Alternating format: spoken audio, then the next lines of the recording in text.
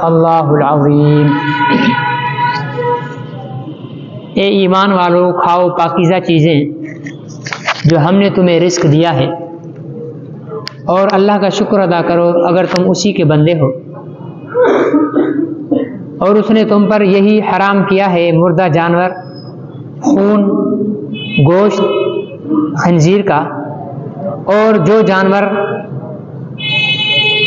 اللہ کے علاوہ کے نام پر ذبح کیا گیا ہو۔ پھر جو کوئی بے اختیار ہو جائے تو نافرمانی کرے اور نہ زیادتی، تو اس پر گناہ نہیں ہے، بے شک اللہ بڑا بخشنے والا اور مہربان ہے۔ یہ سورہ بقرہ کی 2 آیات تلاوت کی ہیں، آیت نمبر 172 اور 173۔ اس میں اللہ تعالیٰ نے ایمان والوں کو پاکیزہ چیزیں کھانے کا حکم فرمایا ہے۔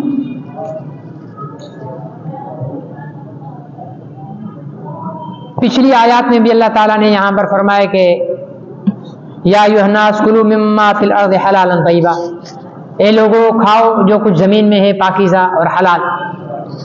پھر یہاں پر دوبارہ اللہ رب العزت نے فرمایا، وہاں پر فرمایا تھا یا ایھا الناس، اے لوگوں، ان لوگوں میں کافر بھی ہیں مسلمان بھی ہیں۔ یا مسلمان کافروں نے بات کو نہیں مانا اور اپنے کفر اور شرک پر قائم رہے، تو اللہ تعالیٰ نے ان کو نظر انداز کرتے ہوئے اہل ایمان کو حکم فرمائے کہ یا ایھا الذین آمنوا کلوا من طیبات ما رزقناکم، جو ہم نے تمہیں دیا ہے پاکیزہ چیزیں وہ کھاؤ، واشکروا لہ، اور اس کا شکر ادا کرو اگر تم اس کے بندے ہو۔ پاکیزہ چیزیں کیا ہیں اور حرام چیزیں کیا ہیں؟ شکار کر کے جو جانور کھاتے ہیں وہ حرام ہے، کتا، شیر، چیتا، بھیڑیا، یہ حرام ہے۔ گدھا، گوہ، یہ اگرچہ شکار کر کے کھانے والے چیزوں میں شامل نہیں ہے، لیکن یہ پھر بھی طیب نہیں ہے، پاکیزہ چیزیں نہیں ہیں۔ باقی جتنے جانور ہیں، گائے، بھینس، اونٹ اور جتنے بھی جانور ہیں چوپائے، چاہے وہ جنگلی جانور ہوں چاہے وہ پالتو جانور ہوں، وہ حلال ہیں۔ اور پرندہ بھی وہ جو پنجوں سے شکار کر کے کھاتا ہے، ایک پنجے سے پکڑتا ہے صرف، ٹھیک ہے نا، جیسے آپ نے دیکھا ہوگا طوطا ہوتا ہے، یہ خوراک کو کھاتا ہے پنجے سے پکڑ کر، لیکن وہ شکار نہیں کرتا۔ جو پرندہ شکار کرتا ہے پنجے سے، جیسے گدھ ہے، چیل ہے، باز ہے، ٹھیک ہے نا، اس قسم کے جانور جو ہیں یہ حرام اللہ تعالیٰ نے کیے ہیں۔ باقی جتنے بھی پرندے ہیں وہ حلال ہیں۔ آگے اللہ تعالیٰ نے اس چیز کو خود بیان فرمایا جو حلال اور حرام کا ایک جامع اصول بیان فرما دیا۔ یہ تو تفصیلات پھر فقہاء اکرام نے احادیث کے اندر حضور علیہ الصلوۃ والسلام نے تفصیلات کو بیان فرمایا۔ اللہ تعالیٰ نے ایک جامع اصول بیان فرمایا کہ پہلے فرمایا کہ کھاؤ اللہ تعالیٰ کے دیے ہوئے رزق سے، مطلب یہ ہے کہ ہم جو کچھ بھی کھاتے پیتے ہیں یہ اللہ تعالیٰ کا رزق دیا ہوا ہے۔ کوئی یہ نہ سمجھے کہ میں محنت کی ہے، میں نے محنت کر کے میں نے کمایا ہے۔ ایسے بھی لوگ دیکھے ہیں جو محنت کرتے ہیں لیکن پھر بھوکے رہتے ہیں۔ اگر محنت سے ہی کما کر انسان کھا رہا ہوتا تو بہت سارے محنتی لوگ ہیں جن کو ایک وقت کا کھانا ملتا ہے، بہت ساروں کو ایک وقت کا کھانا بھی نہیں ملتا ہے۔ تو محنت تو ایک ذریعہ اور وسیلہ ہے، دینے والی ذات، رزق دینے والی ذات اللہ رب العزت کی ہے۔ اس لیے اللہ تعالیٰ نے ما رزقناکم، جو میں نے تمہیں دیا، جو رزق میں نے تمہیں دیا ہے اس کو پاکیزہ رزق کو کھاؤ اور اس کا شکر ادا کرو۔ شکر ادا کیا کرنا ہے؟ ایک تو جو مسنون دعائیں حضور علیہ الصلوۃ والسلام نے ارشاد فرمائی ہیں، تعلیم ارشاد فرمائی ہیں، کھانا کھانے سے پہلے کی دعائیں ہیں، کھانا کھانے کے بعد کی دعائیں ہیں، اور جو کھانا کھانے کے آداب ہیں، سنت کے مطابق کھانا کھانا، ٹھیک ہے نا، وہ تمام اللہ تعالیٰ کے رزق پر شکر ہے، ٹھیک ہے نا، کہ اللہ ہم آپ کا شکریہ ادا کرتے ہیں، اور شکر کے طور پر ہم جو کچھ کھا رہے ہیں اور جو کچھ پی رہے ہیں آپ کے حبیب رسول حضرت محمد رسول اللہ صلی اللہ علیہ وسلم کے بتائے ہوئے طریقے کے مطابق کھا پی رہے ہیں۔ اور اگر کھانے پینے میں حضور علیہ الصلوۃ والسلام کے طریقوں سے ہٹ کر ہم کھا پی رہے ہیں تو پھر یہ اللہ تعالیٰ کے رزق کی ناشکری ہے۔ مثال کے طور پر حضور علیہ الصلوۃ والسلام نے کھانے کے آداب میں ارشاد فرمایا کہ کھانا کھانے سے پہلے کیا کر لیں؟ ہاتھ دھو لیں، ٹھیک ہے نا جی، کھانا کھانے سے پہلے۔ اور فرمایا کہ دسترخوان بچھا کر کھانا کھاؤ، ٹھیک ہے نا۔ یہ جو آج کل میزوں پر کھاتے ہیں یہ بھی کوئی محبوب نہیں ہے، پسندیدہ نہیں ہے، لیکن وہ جو کھڑے ہو کر گدھوں کی طرح کھانے والا رواج چلا تھا نا ایک وقت میں، ہے نا، گدھا کبھی بیٹھ کر نہیں کھاتا، گھوڑا کبھی بیٹھ کر، اونٹ کبھی بیٹھ کر، یہ سارے جانور کھڑے ہو کر کھاتے ہیں۔ ان جانوروں کی عادت ہے، گائے بھینس جتنے بھی جانور ہیں کھڑے ہو کر چوپایا مال کھاتا ہے۔ اللہ تعالیٰ نے، اللہ کے رسول نے ہمیں ان جانوروں سے الگ کر کے ایک طریقہ بتایا کہ تم دسترخوان بچھاؤ، ہاتھ دھو۔ گدھا ہاتھ نہیں دھوتا، کوئی بھی جانور بسم اللہ نہیں پڑھتا، کوئی بھی جانور جو ہے وہ کھانے کا احترام نہیں کرتا۔ تو یہ ساری تعلیمات حضور علیہ السلام نے ہمیں دی تاکہ انسان جانور سے الگ ہو جائے، لیکن ہماری بدنصیبی دیکھیے کہ ہم نے حضور علیہ السلام کی جو ہے وہ ان تعلیمات کو ٹھکرایا اور جانوروں کی صف میں جا کر کھڑے ہو گئے۔ یہاں تو اب مجھے کہیں ایسا نظر نہیں آتا، شادی بیاہوں میں بڑے شہروں میں شاید اب بھی ہوتا ہوگا کھڑے ہو کر کھانے کا رواج، خاص طور پر جو سرکاری جو پارٹیاں ہوتی ہیں نا، بڑے بڑے وزراء اور مشیر قسم کے، یہ بڑے بڑے نہیں، بچے چھوٹے چھوٹے سے ہیں کیونکہ جانور چھوٹے ہی ہوتے ہیں نا، تو جو جانوروں کی مشابہت کرے وہ بھی بڑا تو انسان ہوتا ہے نا، اور انسان وہ ہے جو حضرت محمد رسول اللہ صلی اللہ علیہ وسلم کے طریقوں کے مطابق اپنی زندگی کے آداب کو بسر کرے۔ تو وہ کھڑے کھا رہے ہوتے ہیں، بلیڈ میں نکالا، چل بھی رہے ہیں، کھا بھی رہے ہیں، پی بھی رہے ہیں۔ تو یہ انسان کے لیے کھانے پینے کے آداب میں حضور علیہ السلام نے اس چیز کو پسند نہیں کیا ہے کہ چلتے پھرتے کھاؤ، ٹھیک ہے نا، کھانا ہے بیٹھ کر کھاؤ، دسترخوان بچھاؤ۔ دسترخوان بچھانے کے بعد حضور علیہ السلام نے فرمایا جتنا بڑا برتن ہوگا اور جس برتن میں زیادہ ہاتھ جائیں گے، کیا مطلب؟ یعنی زیادہ کھانے والے جس برتن میں ہوں گے، ظاہر اتنی سی پلیٹ ہے اس میں ہاتھ ہی میرا جا رہا ہے، میری بیوی کا بھی نہیں جا رہا اس میں، ٹھیک ہے نا۔ حضور علیہ السلام نے فرمایا جس برتن میں زیادہ ہاتھ کھانے والے جائیں گے اس برتن کا کھانا برکت والا ہے، اس برکت کا کھانا برکت والا۔ کھانے کی برکت ایک تو یہ ہے کہ جو لگے تو اس سے صحت بھی بنے، کھایا جائے تو اس سے ایمان بھی۔ آج کل ہمارا کھانا ہمارا ایمان نہیں بناتا، کھانے پینے سے انسان کی زندگی کے اندر بہت سارے، جیسے آپ نے حدیث میں سنا ہوگا کہ حرام کھایا تو 40 دن تک جو ہے اس کی عبادت قبول، ایک لقمہ اگر حرام کا اس کے اندر چلا گیا تو اس کی عبادت قبول نہیں۔ حرام کے پیسے سے اگر اس نے صدقہ کیا تو وہ صدقہ نہیں ہے، حرام کے پیسے سے اگر حج کیا تو وہ حج نہیں ہے۔ تو اس طریقے کے ساتھ کھانا پینا حلال اور حرام یہ انسان کی زندگی پر روحانی، ٹھیک ہے نا، اور جسمانی دونوں اثرات لاگو کرتا ہے۔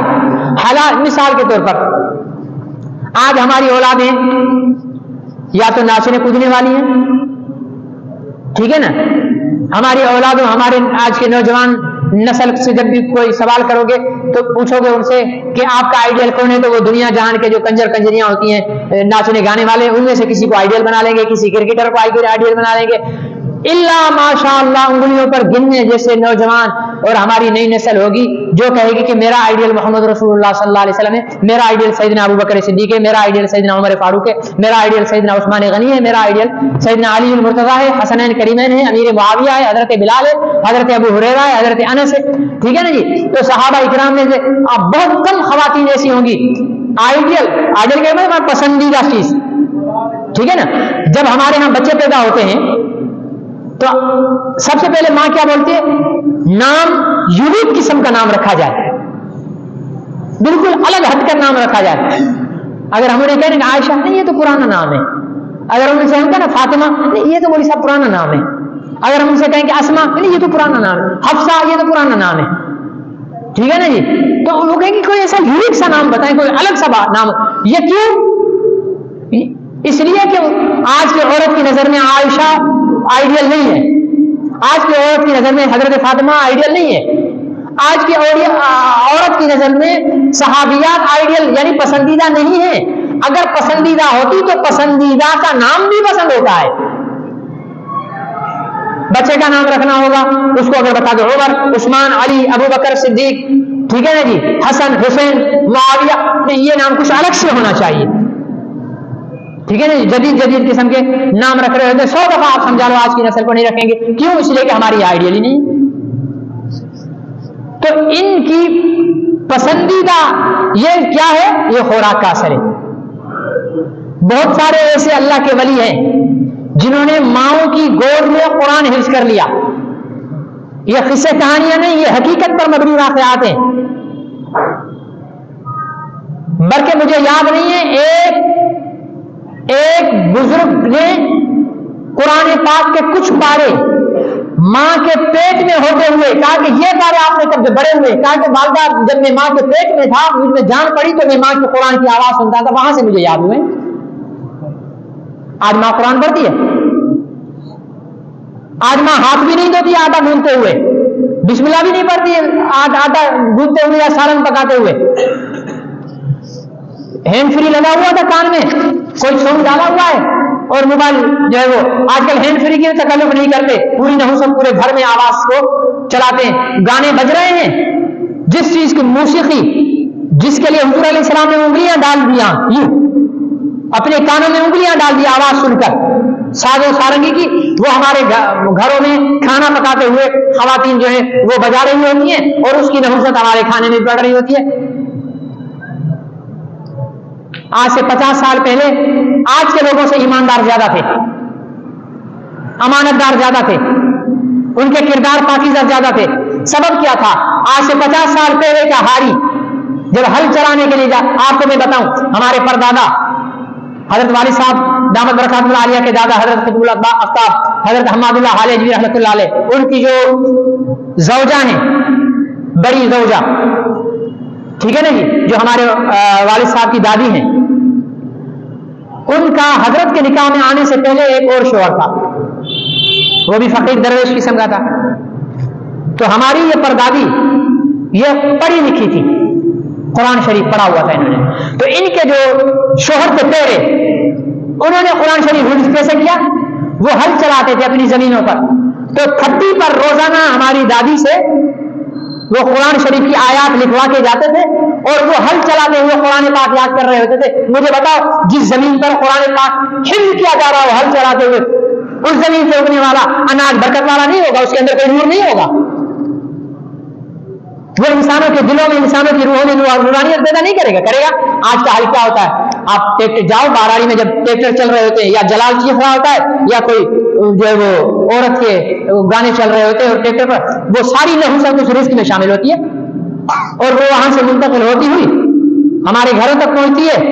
تو ہمارے گھروں میں بھی ماشاءاللہ بسم اللہ کا رواج نہیں ہے، گانے سننے کا رواج ہے، گالی ہے۔ چلو کوئی نیک خاتون بھی اگر ہے آج کے دور کے حساب سے، تو وہ نحوست کہاں سے تک آئے گی؟ اور آپ کو گالی دیتے ہوئے، کسی کی گلا کرتے ہوئے، کسی کی غیبت کرتے ہوئے، وہ ساری نحوست اس کے رزق میں جائے گی، وہ کھانا شوہر کھائے گا، وہ ساری شیطانیت اور نحوست اس کے شوہر میں جائے گی، بعد میں یہی عورت بولے گی شوہر مجھ پر ظلم کرتا ہے، تو نے اپنے ہاتھوں سے تو اس میں نحوست منتقل کی ہے۔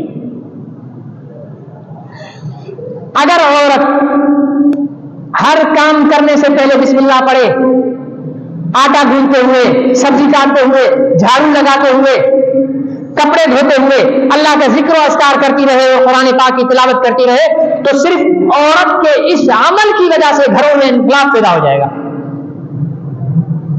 صرف اس عمل کی وجہ سے مردوں کی زندگیوں پر، بچوں کی زندگیوں پر اثرات ہو جائیں گے۔ تو حضور علیہ یہ سب کہاں سے آئے گا؟ حضور علیہ الصلوۃ والسلام کی تعلیمات سے۔ تو کھانے کے لیے حضور علیہ السلام نے فرمایا کہ بیٹھ کر، اچھا کھانے میں بھی فرمایا کہ کھانے کو احترام کرو، کھانے کا احترام کرو۔ گر گیا ہے اور ایسی جگہ گرا ہے کہ ناپاک نہیں ہے وہ جگہ، تو اسے اٹھا کر کیا کر لو؟ کھا لو۔ ایک صحابی رسول تھے، ٹھیک ہے نا جی، ان کے ساتھ ایک غلام تھا، بڑے نوابوں چودھریوں کی دعوت میں بیٹھے ہوئے تھے، ان کے ہاتھ سے لقمہ چھوٹ گیا، انہوں نے لقمہ اٹھایا اور کھانے لگے تو ان کا جو غلام تھا غلام نے ان کو کوہنی لگائی، حضرت یہ کیا کر رہے ہیں، حضرت یہ کیا کر رہے ہیں، ٹھیک ہے نا جی، یہ کیا کر رہے ہیں حضرت؟ صحابی نے تو کھا لیا، کھانے کے بعد فارغ ہوئے تو کہا بھائی کیوں ایسے پوچھ رہا ہے؟ کہ حضرت بڑے بڑے نواب بیٹھے ہوئے ہیں، ان کے سامنے آپ نے نیچے سے کھانا اٹھا کر کھا لیا، گرا ہوا لقمہ۔ تو فرمایا کہ ان دنیا کے ٹکے ٹکے کے انسانوں کے لیے میں اپنے حبیب کی، اپنے محبوب کی سنت کو چھوڑوں گا؟ یہ کون ہوتے ہیں کہ ان کی وجہ سے میں حضور علیہ السلام کی سنت کو چھوڑوں؟ آج ہم میں جرأت ہے حضور علیہ السلام کی سنت پر ہم یوں ڈٹ کر کھڑے ہونے کے لیے تیار ہیں؟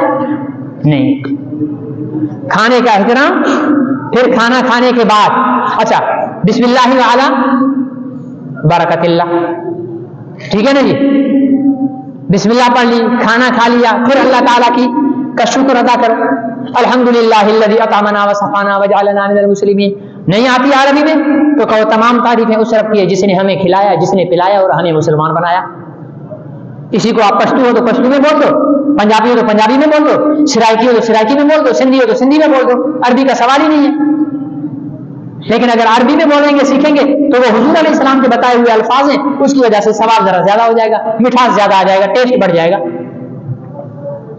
ٹھیک ہے نا جی۔ کسی اور کی دعوت میں ہے، کسی اور، یہ تو دعا تھی اپنے کھانے کے لیے نا، کسی اور کی دعوت میں ہے تو کیا کرنا ہے؟ فرمایا کہ اللہم اطعم من اطعمنا واسقِ من سقانا وجعلنا من المسلمین، اے اللہ اسے تو کھلا جس نے مجھے کھلایا، اسے تو پلا جس نے مجھے پلایا، اور ہم سب کو مسلمان بنا، ٹھیک ہے نا جی۔ تو یہ آداب ہے کھانا کھانے کے بعد ہاتھ دھونے ہیں، ٹھیک ہے نا جی، کھانا کھانے کے بعد ہاتھ دھونے، یہ اتنے سے آداب ہیں۔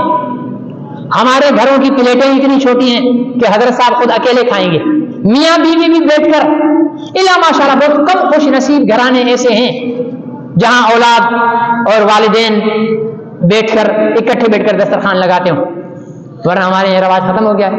شوہر کمرے میں کھانا کھا رہا ہے، بیگم بورجی خانے میں پکاتے پکاتے کھانا کھا رہی ہے، بیٹی دوسرے کمرے میں کھا رہی ہے، بیٹا دوسرے کمرے میں کھا رہا ہے، ہر ایک کا اپنا اپنا وہ ہے، وہ برکت والا سلسلہ رزق۔ حضور علیہ السلام نے کیا فرمایا؟ جس برتن میں زیادہ ہاتھ ہوں گے کھانے والے، وہ برتن، وہ رزق کیا ہے؟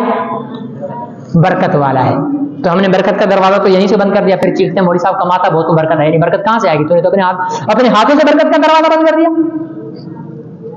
تو سنتوں پر عمل تو کر۔ تو بہرحال بات بہت آگے نکل گئی۔ اچھا اب حرام کیا ہے؟ انما حرم علیکم المیتہ، بے شک اللہ نے تم پر حرام کیا ہے مردار کو۔ کس کو؟ مردار۔ والدم، اور خون کو، ولحم الخنزیر، اور خنزیر کے گوشت کو، اور وما اہل بہ لغیر اللہ، اور جس پر کسی غیر اللہ کا نام لیا گیا ہو ذبح کرنے کے لیے، ٹھیک ہے نا، جس کو کسی غیر اللہ کے لیے، جس پر کسی غیر اللہ کا نام لیا گیا ہو وہ حرام ہے۔ کتنی چیزیں ہو گئی؟ میتہ، مردار۔ ایک مردار ہمارے لیے جائز ہے حدیث کے مطابق، کون سا؟ مچھلی، ٹھیک ہے نا، مچھلی، لیکن مچھلی بھی وہ نہیں جو پانی میں مر کر اور پھر پانی پر تیرنے لگ رہی ہو، نہیں، جو پانی سے زندہ نکال کر باہر لائی گئی ہے اور پھر اس کو بغیر ذبح کے۔ مردار وہ ہے جسے شرعی طریقے سے ذبح کے بغیر مار دیا گیا ہو، گولی مار دی، جانور مر گیا، یہ حرام ہے۔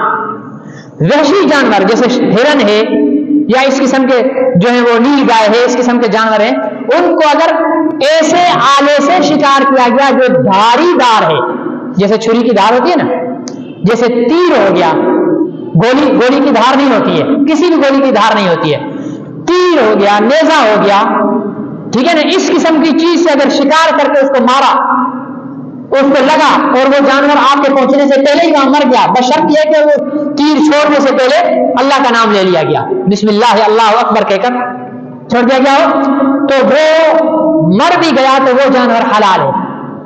کیوں کہ یہ دھاردار چیز سے، ذبح دھاردار چیز سے ہوتا ہے، باقی گولی سے یا کسی کو جو ہے وہ، ان کے میں ایک جگہ دیکھ رہا تھا کہ یوں گائے کو مار رہے تھے، کوئی چیز زبردستی ہتھوڑے مارتے تھے گائے پر، دماغ پر، وہ ڈھیر سے پھر اس کی کھال اتار کر جو ہے کئی دوسرے یہاں نہیں غیر مسلم ہو گئے کسی ملک میں تو اس طرح مارے جاتے ہیں، دم گھٹ کر اس کو مارا جائے، کرنٹ لگا کر اس کو مارا جائے، یا دو جانور آپس میں لڑے، سینگ لگائے اس کو اور سینگ لگانے کی وجہ سے وہ جانور مر جائے، یا اوپر سے جانور گر جائے، ٹھیک ہے نا جی، یا پانی میں ڈوب کر مر جائے، یعنی ذبح کے علاوہ کسی بھی طریقے سے وہ جانور مردار ہے، ٹھیک ہے نا جی۔ اور خون جو ذبح کرتے ہیں اس وقت جو خون نکلتا ہے ذبح کا، یہ خون حرام ہے، اگر کپڑوں پر لگے گا تو ناپاک ہو جائیں گے۔ باقی اگر گوشت کا خون ہے، ایک خون ہوتا ہے ذبح کرتے وقت نکالتے ہیں، جیسے ہم ذبح کرتے ہیں تو وہ خون آپ نے ذبح کیا، دھار لگی سیدھی آپ پر کپڑے آئے، لیکن ایک خون ہوتا ہے جو گوشت سے نکلتا ہے، ہم جب قربانی میں جانور ذبح کر رہے ہوتے ہیں نا، اس کے بعد کھال اتار دیتے ہیں، پھر گوشت کاٹ رہے ہوتے ہیں تو اس میں سے وہ خون نکلا، وہ خون حرام نہیں ہے، ٹھیک ہے، ذبح والا خون۔ لیکن دو خون ہمارے لیے حلال بھی ہیں، ایک کلیجی اور ایک تلی، یہ خون سے بنتی ہے، جمع ہوا خون ہے یہ کلیجی اور تلی، اللہ تعالیٰ نے یہ ہمارے لیے حلال کیے ہیں، اور فرمائے کہ لحم خنزیر حرام ہے ہمارے لیے، اور خنزیر کے لیے صرف اس کا گوشت نہیں، اس کی کھال، اس کا بال، اس کی ہڈی، اس کا دانت، ایک ایک چیز حرام ہے۔ باقی جانور ہے نا، باقی جانور جو حرام ہے ان کی کھال آپ نے اتار دی، اس کو رنگ دیا، رنگنا کہتے ہیں، کھال کو رنگتے ہیں نا، یہ نمک شمک لگا کر خشک کر دیتے ہیں، اب وہ رنگ دیا تو وہ کھال پاک ہو جاتی ہے اگر کسی حرام جانور کی بھی ہے۔ لیکن خنزیر کی کھال وہ نجس العین ہے، رجس ہے قرآن کے حکم کے مطابق، تو وہ کسی صورت میں بھی پاک نہیں ہے۔ اور پھر اس کو اتنا مبغوض کیوں رکھا گیا ہے؟ اس لیے رکھا گیا ہے کہ یہ فحش جانور ہے، بے حیا جانور ہے اور غلیظ جانور ہے، دو چیزیں اس کی ہیں، ایک بے حیا، دوسرا غلیظ۔ یہ اس کی پسندیدہ خوراک پتہ ہے کیا ہے؟ انسان کا فضلہ پخانا، اور خنزیر کا اکثر گوشت کا حصہ یہ پخانا کھا کر بنتا ہے، ایک چیز۔ دوسرا یہ بے حیا ہے، ٹھیک ہے نا، تو جو طبقہ خنزیر کھا رہا ہے ان کے ہاں دونوں چیزیں پائی جائیں گی، وہ غلیظ بھی ہوں گے اور بے حیا بھی ہوں گے، ان کے ہاں زنا، ٹھیک ہے نا جی، اور یہ نکاح کا تو تصور ہی نہیں ہے، اور بغیر اس کے جو ہے بچے پیدا کیے جا رہے ہیں، گرل فرینڈ ہے، بوائے فرینڈ ہے، اور اس کو جو ہے اپنایا جا رہا ہے اور بس چل رہی ہے، زندگی چل رہی ہے۔ یہ چلتے چلتے یورپ سے ہوتے ہوتے اب ہمارے پڑوس انڈیا تک بھی آ گئی، اللہ پاک رحم فرمائے، پاکستان میں بھی یہ رواج اب سر اٹھا رہا ہے، گرل فرینڈ اور بوائے فرینڈ کا۔ اسلام میں مرد اور عورت کا صرف نکاح کے بعد ملاپ ہے، اس کے علاوہ کوئی نہیں ہے، ٹھیک ہے نا جی، اور کوئی رشتہ نہیں ہے، بھائی بہن کا رشتہ ہے، بیٹے اور ماں کا رشتہ ہے، بیٹی اور باپ کا رشتہ ہے، ٹھیک ہے نا جی، یہ وہ رشتے ہیں۔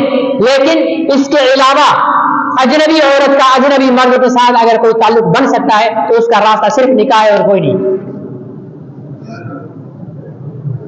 نکاح کے ذریعے بن سکتا ہے، اس کے علاوہ کوئی راستہ نہیں ہے، اور یہ نکاح ہی شرم اور حیا کی ترغیب اور تعلیم دیتا ہے۔ اس لیے جہاں خنزیر کھایا جاتا ہے، خنزیر کو اپنی زندگی میں شامل کر لیا گیا ہے، وہاں یہ شرم اور حیا کوئی چیز نہیں ہوتی ہے۔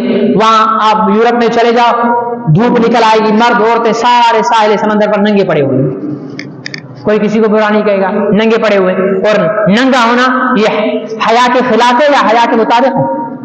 خلاف ہے حیا کے، ٹھیک ہے نا جی، بغیر کسی رشتے کے مرد اور عورت کا آپس میں ملنا یہ حیا کے خلاف ہے یا حیا کے مطابق ہے؟ حیا کے خلاف ہے، یہ خنزیر کا تقاضا ہے، ٹھیک ہے نا جی۔ اور نہ جانے کیا کیا عجیب عجیب چیزیں، عجیب عجیب جانور گندے جن کو دیکھ کر بھی گھن آئے، وہ یہ لوگ بڑے فخر کے ساتھ کھا رہے ہوتے ہیں۔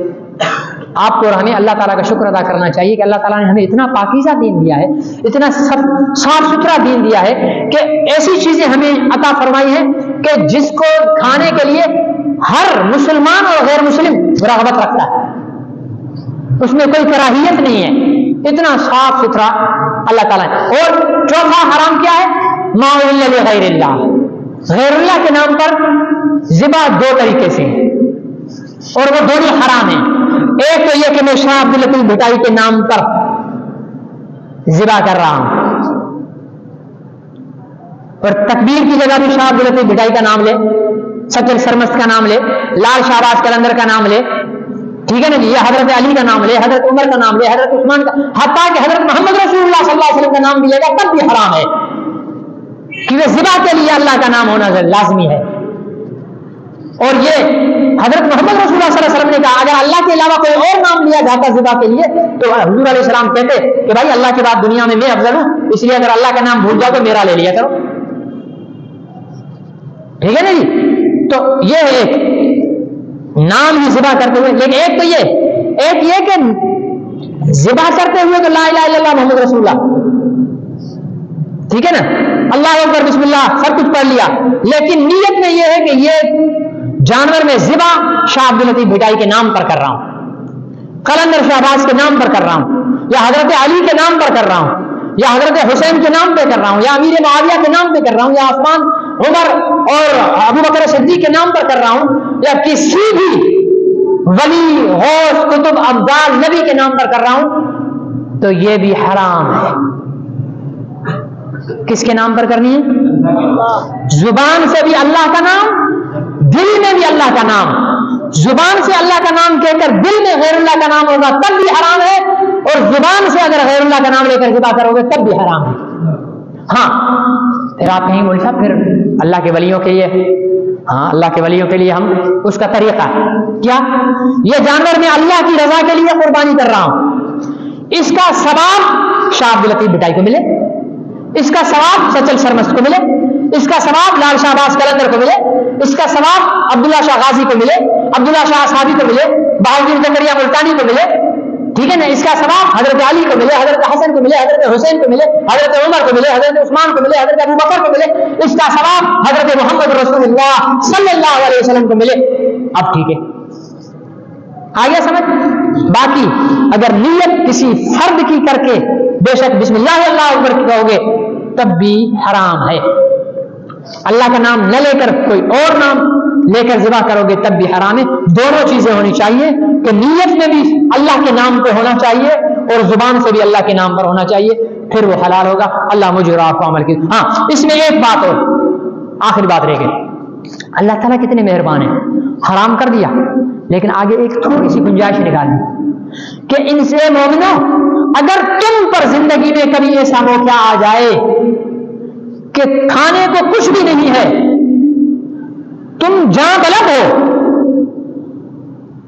ठीक है ना जी, लेकिन तुम्हारे सामने खंजीर का गोश्त पड़ा हुआ है, गैरुल्लाह का ज़िबा किया हुआ जानवर पड़ा हुआ है, या कोई भी हराम चीज पड़ी हुई है और तुम जानते हो कि इसको हम खाकर अपनी जान बचा सकते हैं, तो हलाल तो फिर भी नहीं है लेकिन तुम्हें जिंदगी बचाने के लिए इसके खाने की इजाजत है। मेरी पाबंदी लगेगी हराम, लेकिन नहीं मेरे बंधु, मैं तुम्हें ऐसे नहीं मारना चाहता, मैं तुम्हें भूखा प्यासा नहीं मारना चाहता, मैं तो तुमसे तुम्हारी मौत से ज्यादा मोहब्बत करने वाला हूं, फिर मैं तुम्हें कैसे छोड़ सकता हूं। इसलिए अगर कभी तुम्हारी जिंदगी में ऐसा मसला आ जाए तो ये न सोचना कि अल्लाह ताला ने तो हराम कर दिया है, मैंने तुम्हें इजाजत दे दी है। अगर जिंदगी में कब मौत और जिंदगी की कशमकश हो और जिंदगी बचाने के लिए कोई हलाल चीज तुम्हारे पास नहीं है, तो दो शर्तों के साथ खाओ, एक तो पेट भरकर न खाओ, दूसरा रगबत के साथ न खाओ, पसंद के साथ न खाओ। जैसे हम मुर्गी खा रहे होते हैं, जैसे हम चिकन अपना मटन खा रहे होते हैं, बीफ खा रहे होते हैं, ऐसे नहीं, बस जान बचाने के लिए करा, इसे एक और गुंजाइश निकल आई। ये इंडिया में मसला हो जाता है मुसलमान को बंदूक रख देते हैं, पी शराब, ऐसे खबीज करते हैं ये हिंदू इंडिया में, मुसलमानों पर जुल्म करते हैं ना, तो ये ऐसे करते हैं, मारना शुरू करते जूते, पी शराब वरना मार देंगे। अब क्या करेंगे, अब वही नौबत आ गई ना कि अगर नहीं पीता तो क्या होगा, मारा जाएगा। अब वो अल्लाह की गुंजाइश का फायदा उठा, अपनी जान बचा और पी ले, लेकिन नफरत के साथ पी, कराहत के साथ पी, रहबत के साथ न पी। इसी तरह अगर कोई काफर खंजीर का गोश्त खाने के लिए बंदूक तान ले, तलवार तान ले और कहे कि खाओ वरना तुम्हें मार दिया जाएगा, کوئی راستہ نہیں زندگی بچانے کا، تو پھر یہ گنجائش نکل آتی ہے. کتنی مہربانی میرے رب نے ہم پر کی ہوئی ہے. اللہ مجھے اور آپ کو عمل کی توفیق نصیب فرمائے. الحمدللہ رب العالمین والعاقبۃ للمتقین والصلاۃ والسلام علی خاتم الانبیاء والمرسلین وعلى آله وصحبه أجمعين. اللهم أحسن عاقبتنا في الأمور كلها وأجرنا من خزي الدنيا وعذاب الآخرة. اللهم أعنا على ذكرك وشكرك وحسن عبادتك. اللهم حبب إلينا الإيمان وزينه في قلوبنا وكره إلينا الكفر والفسوق والعصيان واجعلنا من الراشدين. لا إله إلا الله الحليم الكريم. سبحان الله رب العرش العظيم. أسألك موجبات رحمتك وعزائم مغفرتك والغنيمة من كل بر والسلامة من كل إثم. لا تدع لنا ذنبا إلا غفرته ولا هما إلا فرجته ولا حاجة هي لك رضا إلا قضيتها يا رب العالمين. ربنا آتنا في الدنيا حسنة وفي الآخرة حسنة وقنا عذاب النار. ربنا تقبل منا إنك أنت السميع العليم وتب علينا يا مولانا إنك أنت التواب الرحيم. سبحان ربك رب العزة عما يصفون وسلام على المرسلين والحمد لله رب العالمين. وصل اللهم تعالى على نبينا محمد وآله وصحبه أجمعين برحمتك.